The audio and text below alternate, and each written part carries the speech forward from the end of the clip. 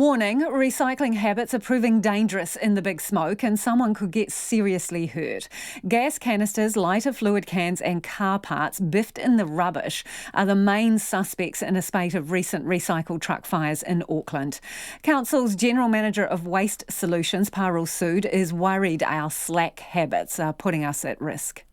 It's a big problem because these products then get into the recycling truck and we've got a compaction method in the truck and that creates a fire. It's literally that, and then that burns down all the product that's in there. If you catch it, you do catch it at the time when it started, but however, it's kind of ruined the product that's in the recycling bin, in the recycling truck.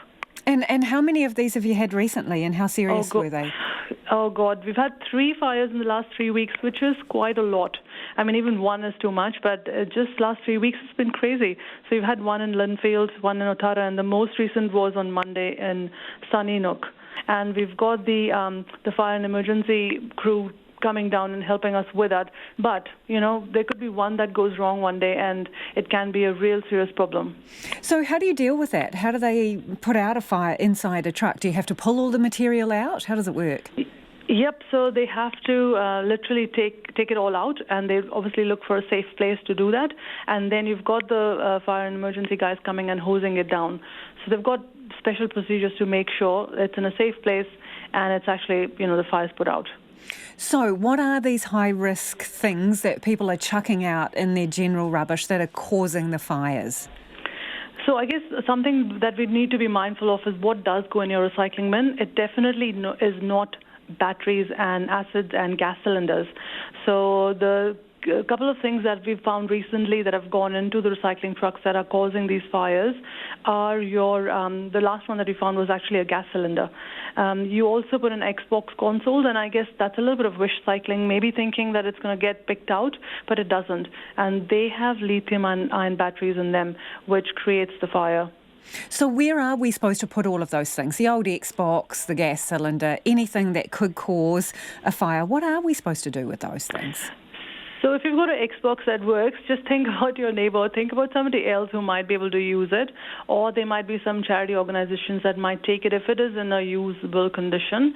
If not, you do have specialist electronic waste collectors who actually take it away and then dismantle it. So you need to just look up on our website. We've got information. If you put in a specific type of thing and you ask in terms of what do I do with it, it gives you options of where those providers might be. So what's your worst fear here? That one of these trucks is going to, explode and someone's going to be injured? Absolutely. I mean, that is my biggest fear. It is, if you don't catch it in time, what could it do to the truck? And that's obviously a big health and safety risk for our driver.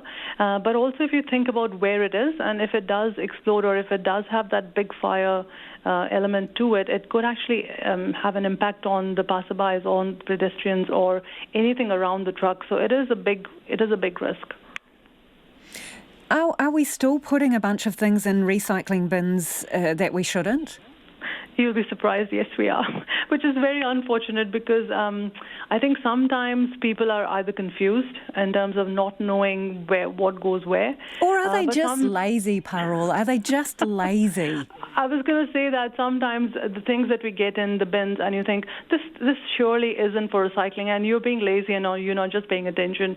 So that is an element as well. So I think we've got people who do the right thing and they're very diligent with what goes into the recycling bins. Then there are others who may be a little confused, and I've got some friends who are like that.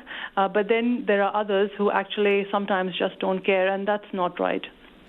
So is there a fire alarm inside the truck, or how does the driver even know that they've got problems in the back and the compactor?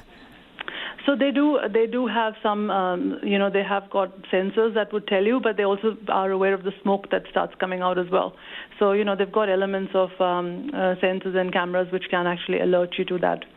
And in terms of finding the cause, I imagine that's a bit of a mission. Do you have to sift through all of this stuff? Yeah, and that's quite hard because, as you can imagine, the fire catches, because you've got plastics and paper in the mix, and plastic can get quite, it just melts the whole product down. And sometimes we are able to isolate what the problem is, and sometimes we can't really figure out what actually started the fire.